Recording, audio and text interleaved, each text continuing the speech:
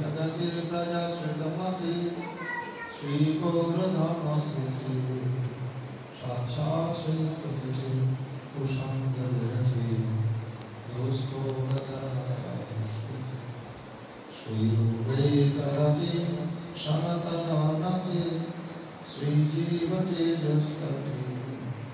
श्री सिद्धांत सरस्वती विजयते गौड़ीय गोष्ठीपति अद्वैता प्रकटे तथा नरहरि वैष्णवस्वरूपति विज्ञानंद सकल सनातनगति श्रीरूपधृतकीर्तन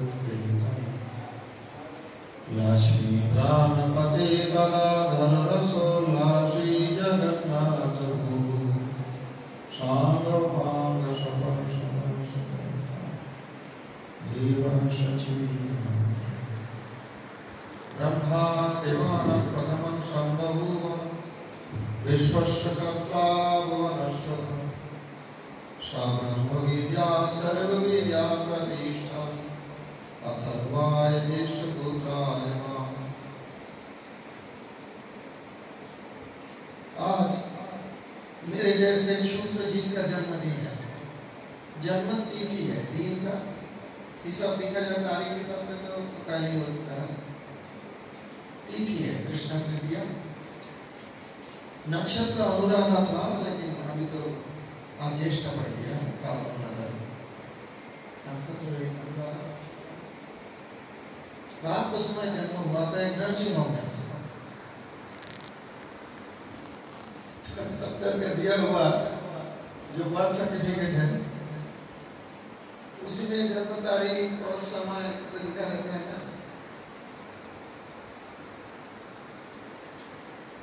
मैंने जब किसी ज्योतिषी के पास भेजा था परीक्षा करने के लिए कैसे ज्योतिषी है, क्योंकि हमारे गुरु भाई दिल्ली के रहने वाले हैं, उन्होंने मुझे बताया कि ऐसे ज्योतिषी है जो बहुत बढ़िया ज्योतिषी जानते हैं, कुछ भी बोल देंगे किसी के बारे में, अगर जन्म तारीख मिल जाए समय मिल जाए।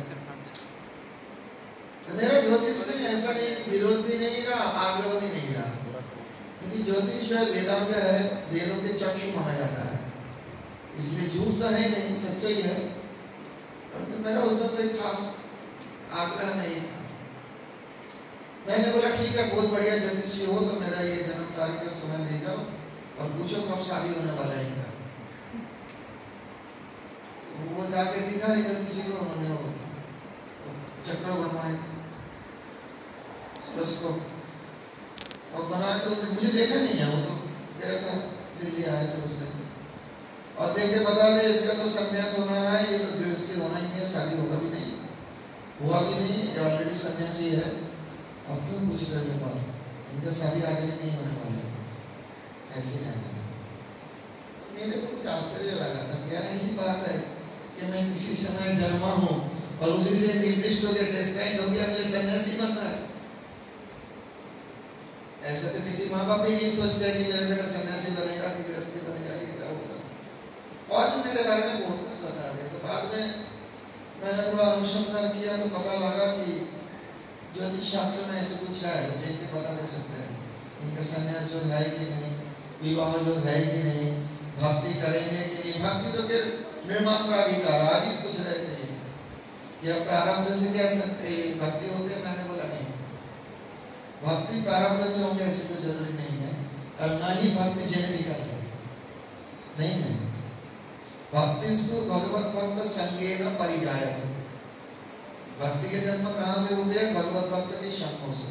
और भक्त निर्मात्राधिकार, भक्ति में मनुष्य मात्र का अधिकार है, चाहे बालक हो, वृद्ध हो, युवा हो, नारी हो, पुरुष हो, किसी भी प्रांत के, किसी भी परिवार के हो, निर्मात्राधिकार। कहते और जीवों के लिए, कहते और जीवों के लिए चेतन तो उनमें है, परंतु भक्ति अधिकार नहीं माना गया, क्योंकि उनकी चेतन जो है आवृत है, थोड़ा कवर्ड है। बुद्धि तो कुछ है लेकिन बंधन भजन नहीं कर पाते। कोई कोई विशेष घटना हो, जैसे पूर्व जन्म किसी कारणवश कोई परवर्ती जन्म में कोई पशु ने लाभ किया लेकिन भक्ति संस्कार है, ऐसे तो वृंदावन में कुत्ता भी था जो राम ना बोलता था मुक्त समय, स्पष्ट आता शब्द। ये अपवाद है, साधारण नियम नहीं है। साधारण नियम से पशु पक्षी आदि जो है ये भक्ति नहीं कर सकते साधारणतः, परंतु मनुष्यों के लिए नृ मात्राधिकार हो, कोई भी मनुष्यों का भक्ति का अधिकार है जन्म से ही। संन्यास होंगे कि गृहस्थी होंगे वो तो पूर्व कर्म से उनका वो पत्र में मिल जाता है, उसी हिसाब से होते हैं, वो संस्कार अलग है। परंतु भक्ति करने के संस्कार ये भगवत भक्त के संग से होते हैं और किसी से नहीं होते। अब किसी का कोई बीमारी है तो बीमारी संक्रामक है, संक्रामक बीमारी सब में संक्रमित नहीं होती है, डॉक्टर जो है वो समझ जाएंगे, तो इनके रेजिस्टेंट होते हैं। तब भक्ति अगर संक्रमित होना चाहिए तो सभी के अंदर समान भक्ति संक्रमित होना चाहिए किसी शुद्ध भक्तों से, परंतु होता नहीं। जिनके अंदर रेजिस्टेंस है, किसी प्रकार का अपराध पूर्व जन्म का या इस जन्म का किसी प्रकार की बाधक बन के रहे हैं, वो संक्रमित नहीं होने देते।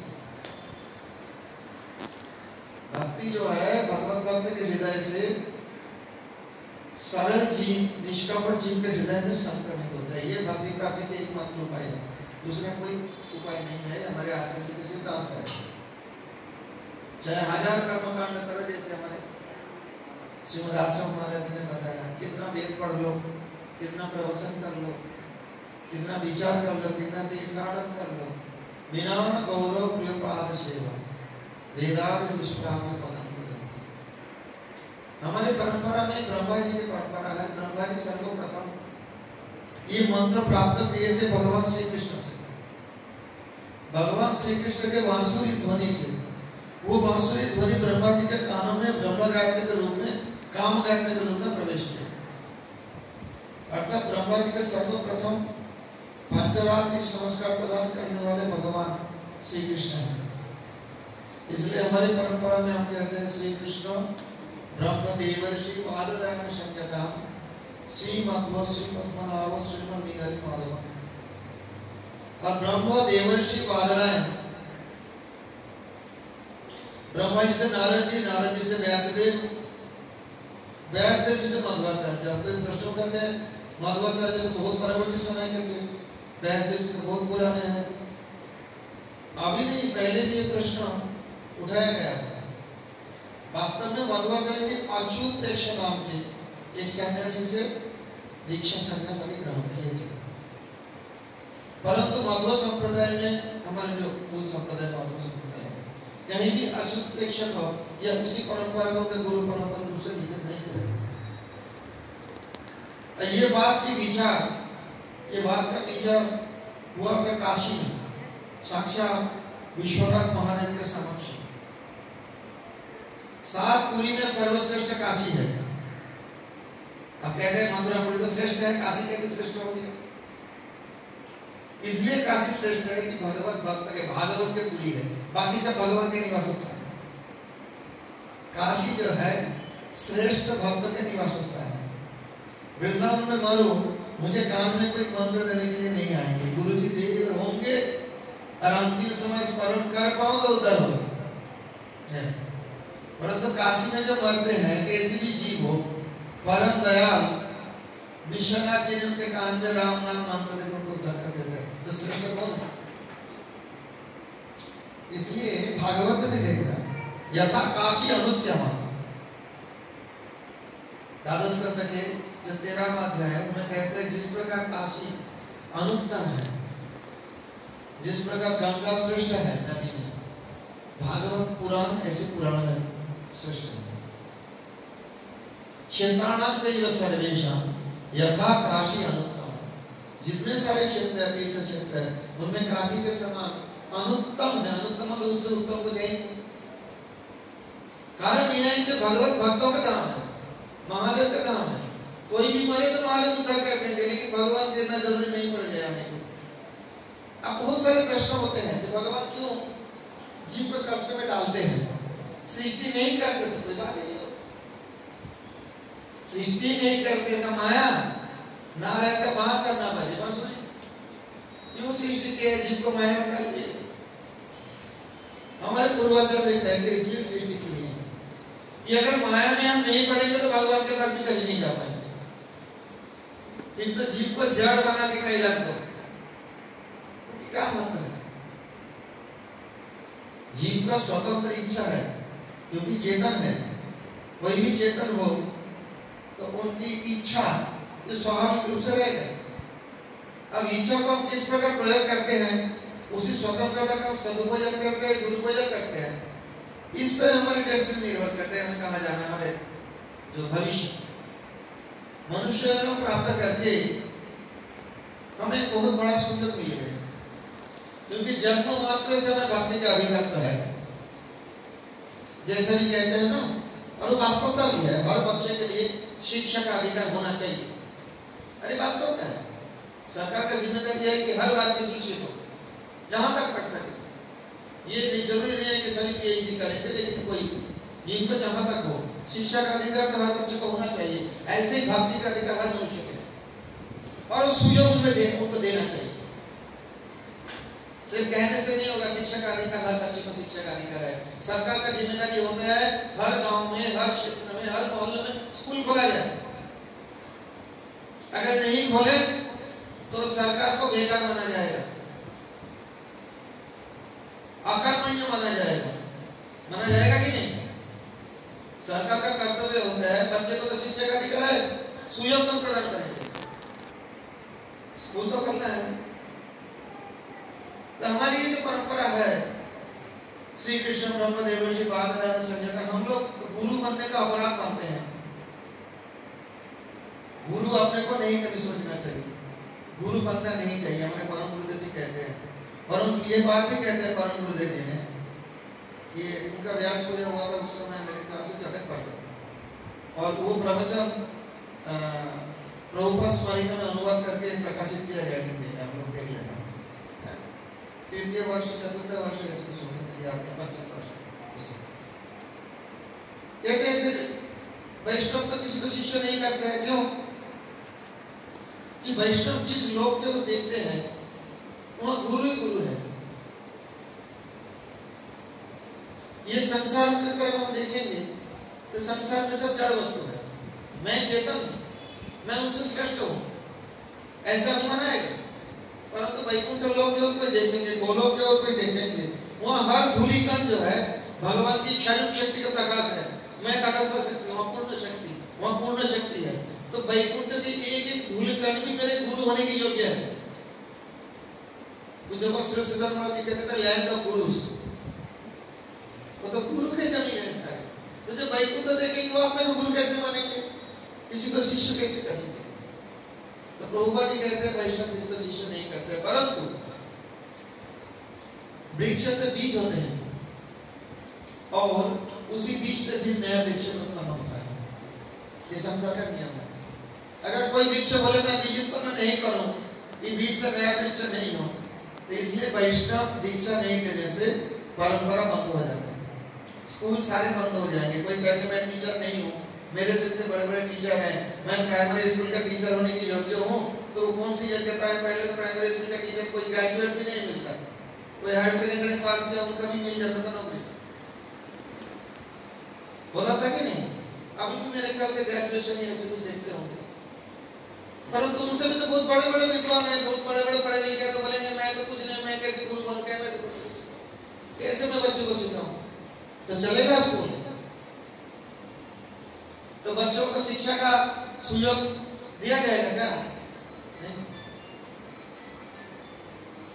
तो प्रभुपाद जी हमारे परम गुरुदेव जी ने कहा है वैष्णव कभी शिष्य नहीं करते हैं, गुरु नहीं बनते हैं, क्योंकि ये जिस सब तरफ देखते हैं वहाँ गुरु ही गुरु है, अपने को बहुत छोटा लगता है। दूसरे संप्रदाय के कहा जाता है कि वैष्णव जो है वो संसार के लिए आचार्य है, अपने गुरु और भगवान के पास दास है, वो भी ठीक है। तो मेरे ये जो जितने उपस्थित हुए यार, मेरे को एक प्रत्याशा नहीं थी, मैं कभी अपने ये पूजा नहीं करने देता, मैं लोगों को पूछ के देखना, मैं अपने आश्रम में रहता हूँ, आज मेरे गुरु पूजा के दिन है, अपने जन्मदिन में, जन्मतिथि में गुरु वालों की पूजा करनी चाहिए।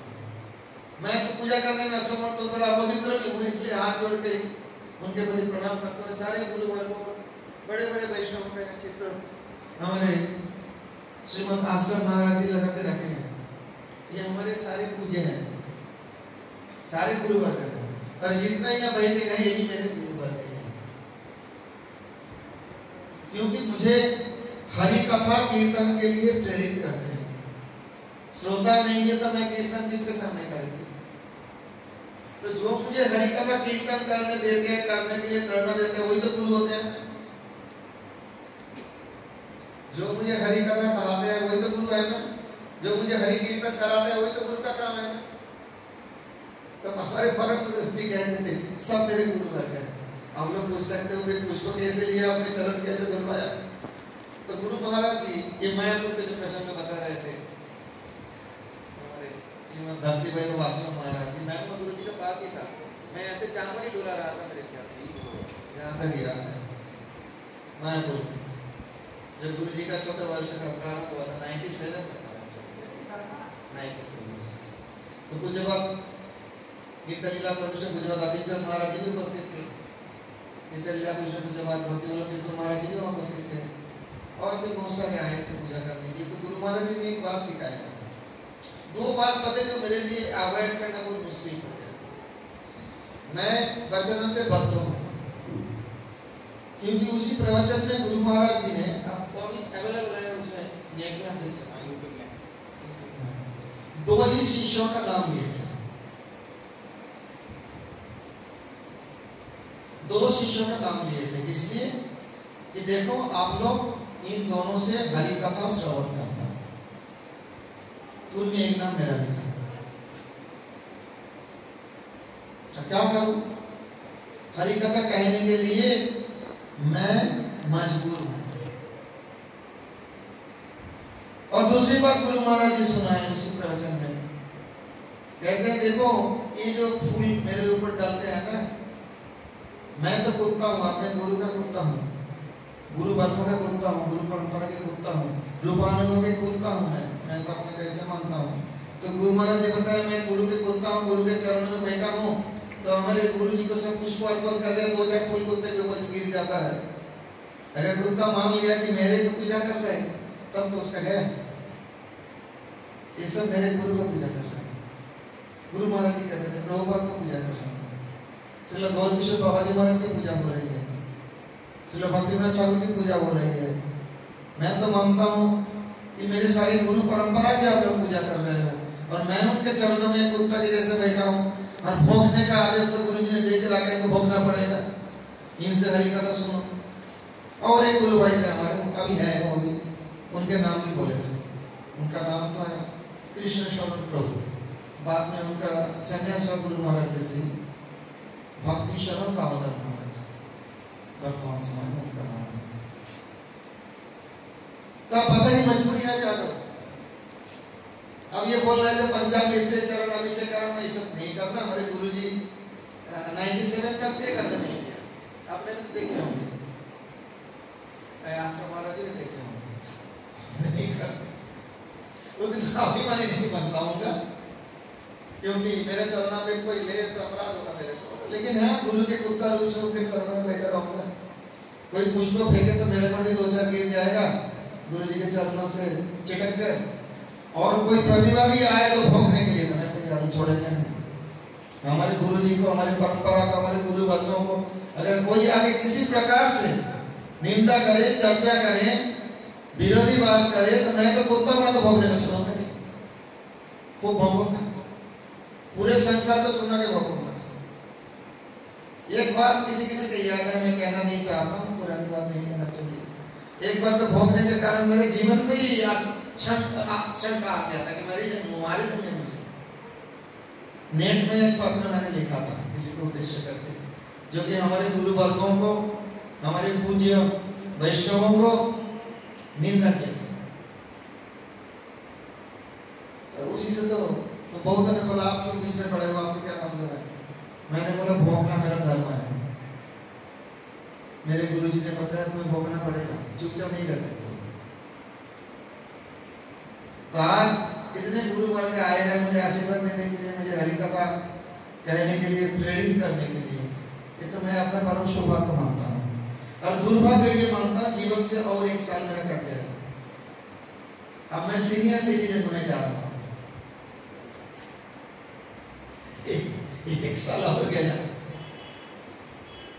अगर हरि भजन अभी नहीं कर पाए तो श्रील भक्तिविनोद ठाकुर जी ने एक कीर्तन हम लोगों को सिखाने के लिए, शिक्षा देने के लिए उन्होंने लिखे हैं। उदित तपन हईले अस्त दिन गেল বলি হইবে ব্যস্ত তবে কেন এবে অলস হয়ে না ভজ हृदय राजे। ये उदित तपन अर्थात सूर्य, ये पूर्व है, ये पूर्व है। यहाँ से उदय होकर जब अस्त हो जाने वाले अस्तगामी सूर्य होंगे तब तुम तो व्याकुल हो जाओगे, दिन तो खत्म हो गया, अभी रात आने वाली है।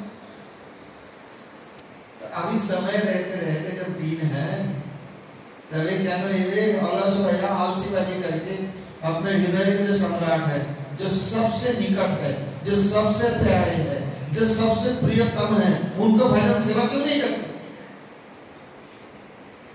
अगर नहीं करोगे अभी एवेगा भजिले यशोदा सूता चरण में पड़ी के लाजे। अभी अब यशोदा नंदन भगवान श्री कृष्ण की भजन नहीं किया हो तो जीवन के अंत में जाके आपको शर्मिंदा होना पड़ेगा। ये भी मुझे स्मरण कराने के लिए सभी गुरु वर्ग मुझे इस प्रकार से सम्मान प्रदान कर रहे हैं कि हम जैसे आपको सम्मान देता हूँ आप भी सीखो इससे कि वैष्णवों को कैसे सम्मान देना चाहिए, गुरु वर्गों को कैसे सम्मान देना चाहिए, श्रेष्ठ वैष्णवों को किस प्रकार से आदर करना चाहिए। मैं भी शिक्षा देता हूँ। अति शूद्र जीव हूँ, किसी भाग्यवश, किसी सौभाग्यवश किसी वैष्णव की कृपा मिला होगा इस जन्म में या पूर्व जन्म में, जो रूपानुग परंपरा में एक अन्यतम श्रेष्ठ गुरु के चरण कमल आश्रय करने का सौभाग्य मुझे मिला, उनकी सेवा करने का सौभाग्य मिला, उनके पास से शास्त्र श्रवण करने का सौभाग्य मिला और उनकी आदेश से उनके समक्ष बैठकर शास्त्र व्याख्यान करने का सौभाग्य भी मिला। पुस्तक कैसे प्रकाशन किया जाता है ये भी उन्होंने मुझे हाथ पकड़ के सिखाए। इतने सौभाग्य के बावजूद भी मैं कृष्ण धन से वंचित रह जाऊं। सारे वैष्णवों का भी प्यार मिला है, आशीर्वाद मिले हैं, गुरु वर्गों का आशीर्वाद मिले हैं, अपने ज्येष्ठ गुरु भ्राताओं का आशीर्वाद मिले हैं। इतने के बावजूद भी अगर मैं कृष्ण धन से वंचित होकर दरिद्र होकर संसार से चले जाऊं तो मेरे जैसा दुर्भागा कोई नहीं है। उपनिषद में कहते हैं, मेरे ख्याल से वेदांत उपनिषद का श्लोक है, जो उसी परम तत्व भगवान को जानकर इस संसार से जाते हैं वो धनी है, और जो उसी परम तत्व को नहीं जानकर संसार से विदा लेते हैं, शरीर त्यागते हैं, वो दरिद्र है, शोच है। उनके लिए शोक करना चाहिए। ये बेचारा मनुष्य जन्म पाकर भी कृष्ण धन प्राप्त नहीं कर पाए और इस संसार से विदा ले लिया, आगे जाके क्या जन्म मिलेंगे वो तो आगे नहीं होता। कृष्ण भजन हम सबका परम कर्तव्य है। ये मैंने अपने गुरु महाराज से, गुरु वर्गों के मुख से बारंबार श्रवण किया और वही बात मुझे स्मरण कराने के लिए आप सब एकत्रित किए कि आपके कर्तव्य है कृष्ण भजन करना, एक बात और कुछ नहीं।